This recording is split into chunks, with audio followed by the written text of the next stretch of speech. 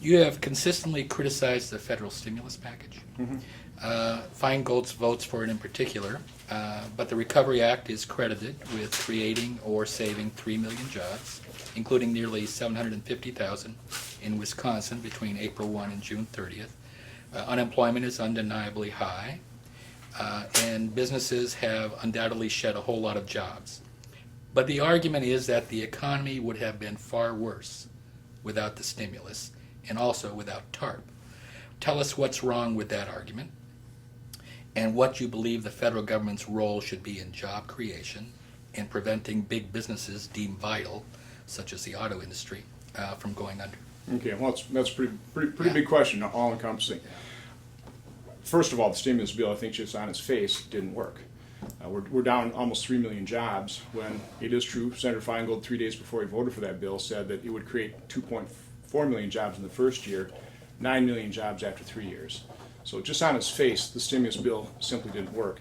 What it did is it added another $1 trillion to the long-term debt that our children and our grandchildren are going to have to bear. But I think it's important to, certainly somebody with 31 years worth of manufacturing experience, producing products we actually export around the world, creating jobs, that level of experience has certainly taught me that where sustainable jobs are actually created, that's in the private sector. I do not believe the government has capability of producing long-term sustainable jobs. And I think the evidence of the stimulus bill kind of bears that out. But just to go back in terms of what I would have done, Okay. I would have not started passing bills that have created such a high level of uncertainty in our economy. We do not have a perfect healthcare system. We still have the finest healthcare system in the world. By creating an over 2,000-page bill that has created a high level of uncertainty for employers. Passing this financial regulation bill, 2,300 pages, with thousands of pages yet to be written in terms of rules, has created a high level of uncertainty. Talking about increasing taxes in 2011 creates a high level of uncertainty. Talking about possibly passing cap and tax and card check creates cap and trade. Okay. Creates a high level of uncertainty. The analogy I like to use is if let's say we're going to play a game of poker, and we're all sitting around the table, and I kind of let's say the dealer says, okay, I want you all pony up here, put your money in, and oh, by the way, I'm going to rewrite most of the rules. Not quite sure what they're going to say. You'll find out later. And we're going to be writing new rules all the while we're playing this game. I think that's really the position that business people and consumers are put in right now. We have no idea what's coming down the pike. We don't know what the health care, I would call it monstrosity, is going to produce in this country. We have no idea the final result of financial regulation. We have no idea what the effect of tax increases. I mean, I think I do. I think it's going to slow the growth even further. There's such a high level of uncertainty. We've got to create a far more attractive environment for business in this country. And a big part of that is remove that uncertainty. Let's bring us back. My proposal would be, let's repeal this stuff. Let's bring us back to a period where we're a little bit more certain what the rules are, and then I think consumers would be willing to start spending money. I think businesses would be willing to start to invest as well as to create jobs. Was TARP a mistake?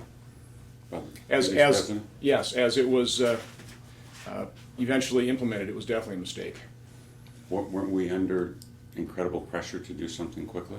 Well, as an accountant, I do understand accounting rules, and at the time, literally, I'm sitting out on my manufacturing plant when everybody's saying our economy's fallen off a cliff, or we're staring at the abyss, and I'm kind of looking around, going, boy, we're still manufacturing plastic, we're still exporting this, material to China. I don't see this abyss. So, at the time, a lot of people were talking about why not remove the mark-to-market rules?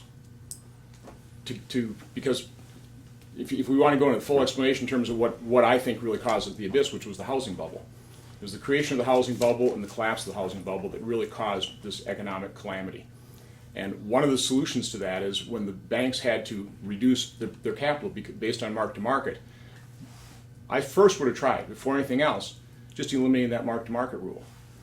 That would have restored capital to the banks. That might have given us some breathing room, and I would argue, probably wouldn't have even needed TARP. So to a certain extent, the housing bubble burst was real, but the fact that it depleted so much capital out of the banks because the mark-to-market rules was unreal, and we could have restored that. Would have been a very simple thing to do. Wouldn't have cost the federal treasury a dime. I still am amazed that we didn't try that first before we committed $700 billion to the TARP.